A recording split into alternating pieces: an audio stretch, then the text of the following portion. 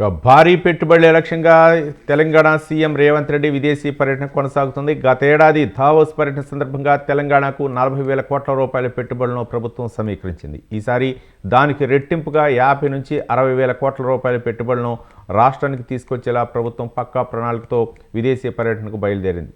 అందులో భాగంగానే CM Revanth Reddy IT పరిశ్రమల శాఖ మంత్రి శ్రీధర్ బాబుతో కలిసి ఈ పర్యటనకు బయలుదేరారు.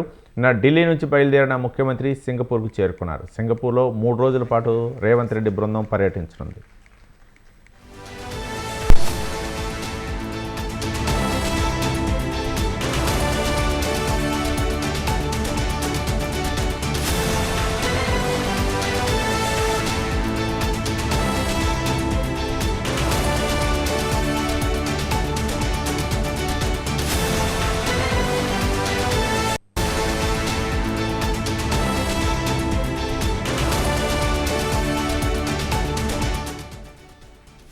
రాష్ట్రంలో పెట్టుబడులకు సంబంధించి వివిధ కంపెనీల ప్రతినిధులతో సంప్రదింపులు జరుపుతారు. ఈ సందర్భంగా ప్రపంచంలో పేరొందిన సింగపూర్ ఇన్స్టిట్యూట్ ఆఫ్ టెక్నికల్ ఎడ్యుకేషన్ను ముఖ్యమంత్రి రేవంత్ రెడ్డి సందర్శిస్తారు.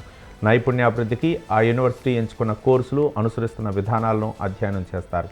రాష్ట్రంలో కొత్తగా ఏర్పాటు చేసిన తెలంగాణ యంగ్ ఇండియా స్కిల్ యూనివర్సిటీకి సహకారం అందించేందుకు సింగపూర్ ఐటీఈతో ఒప్పందం చేసుకుంటారు.